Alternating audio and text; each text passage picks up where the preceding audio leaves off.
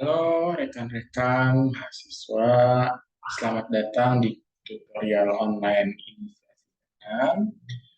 Hari ini kita akan membahas mengenai prinsip komunikasi bisnis saluran digital.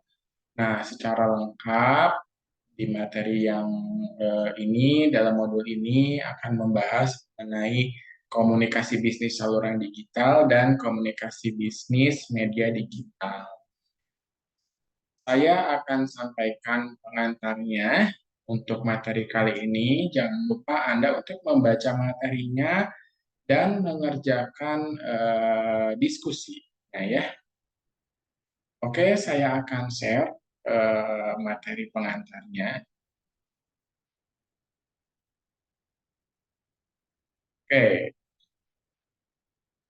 untuk kali ini tentang prinsip komunikasi bisnis saluran digital.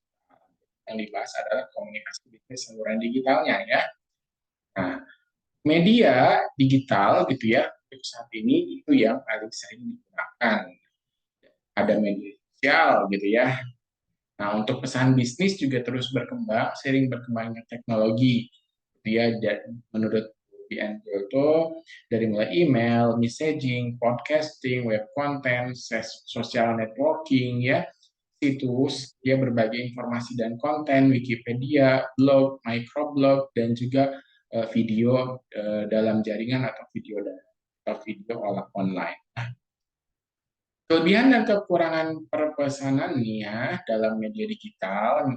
Untuk keberhasilan capaian pesan yang diberikan, pemberi pesan perlu mempertimbangkan hal-hal berikut ini. Yang pertama adalah perencanaan pesan itu instan, ya. Terus menulisnya harus instan dan menyelesaikan pesan itu juga instan. Itu yang kalau misalkan digital nih. Nah, menanggapi hal tersebut, ya, perpesanan menggunakan media digital perlu ditinjau nih dalam hal pengiriman pesannya agar efektif dan efisien dengan menerapkan beberapa hal di bawah ini. Yang pertama, kita harus bijaksana dan sopan. Kalau dalam kita buat diri kita tersedia saat Anda perlu fokus pada pekerjaan lain. Nah, bila menggunakan sistem yang aman, jangan kirim informasi rahasia. Apabila tidak menggunakan sistem yang aman, jangan kirim informasi rahasia. Hati-hati dalam mengirimkan pesan yang sifatnya pribadi.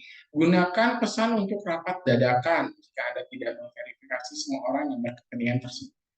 Ya, jadi eh, pesan itu untuk dadakan nih. Jangan gunakan pesan yang panjang dan rumit. Hindari lakukan percakapan sekaligus ya. Ikuti semua pedoman keamanan dan untuk meninjau saran untuk pengiriman pesan yang efektif di tempat kerja, lihat daftar pesannya. Gunakan pesan ini secara untuk hal-hal agar pesan kita lebih efisien dalam pesan. Nah, kalaupun misalkan sering disusun, ditulis, dikirim dalam hitungan detik, gitu ya, proses penyampaian pesan itu sama. Keberhasilan penyampaian pesan diberikan dan pemberi pesan juga ada hal-hal yang harus dipertimbangkan. Di antaranya tadi pesannya instan, gitu ya, lihat tukarannya, percakapannya, gitu ya. Yang kedua ini kan tadi menulis pesan, jadi seperti halnya email, jadi kita harus perhatikan nih teksnya seperti apa, menyelesaikan pesan secara instan gitu ya.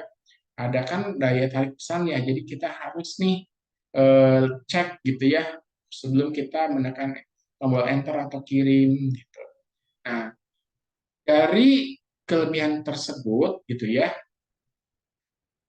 ketika menggunakan media digital perlu ditinjau kembali agar pesan ini efektif.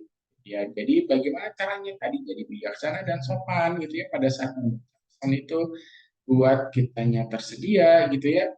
Terus jika tidak menggunakan sistem yang aman, jangan kirim tadi ya informasi rahasia, hati-hati dalam mengirim pesan dan gunakan untuk rapat dadakan itu pesan-pesan tersebut.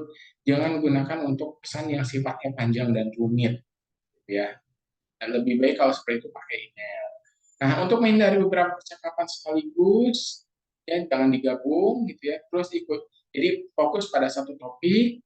Terus ikuti semua pedoman keamanan dan cek daftar itu terkait komunikasi bisnis apa namanya tuh media digital.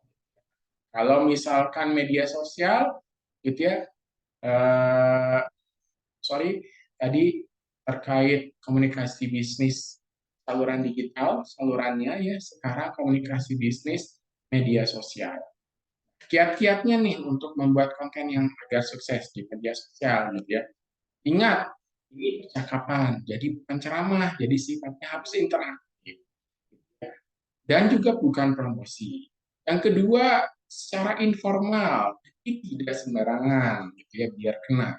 Buat headline-nya ringkas, spesifik, dan informatif. Terlibat dan tetap terlibat. Ya, memang kita harus tetap terlibat di sana. Jika Anda perlu promosi, gitu ya, lakukan secara tidak langsung. Ingat, harus transparan dalam pesannya itu dan jujur. Dan sebelum posting, dipikirkan kembali. Ya. Ini contoh komunikasi media sosial yang Starbucks ya, positif plan base gitu. Jadi dia iklan terus ada apa namanya eh, penjelasan dan lain sebagainya ya. Jejaring sosial, kita kan menggunakan jejaring sosial nih. Ini layanan online nih yang membantu baik perorangan maupun organisasi membentuk koneksi dan berbagi informasi. Ya. Ini bisa jadi kekuatan utama dalam komunikasi bisnis, baik internal maupun eksternal. Apa? Satu, dari lihat dari jaringan umumnya, tujuan umumnya. Contoh Facebook dan Google ya. Ini yang paling terbesar. Jaringan publik dan khususnya juga, gitu. Private network juga bisa. Ini fokusan yang membangun jaringan sosial pribadi untuk pengguna internal, gitu ya. Nah, ini adalah kunci komunikasi nih dalam jejaring sosial. Satu, mengintegrasikan tenaga kerja perusahaan, membina kerjasama, membangun komunitas, sosialisasikan merek dan perusahaan, memahami pasar sasaran, rekrut karyawan, dan lain-lain bisa kalian baca. Termasuk di dalamnya ada crowd speaking perusahaan. Jadi organisasi nirlaba, musisi, penulis, dan lainnya menggunakan crowd speaking untuk meningkatkan sinyal. Nah, itu saja untuk pengantar kita kali ini. Jangan lupa untuk kalian aktif dalam diskusinya dikerjakan ya, karena nilainya akan diakumulasi nanti pada saat. Sekian dari saya, sampai jumpa di pertemuan berikutnya.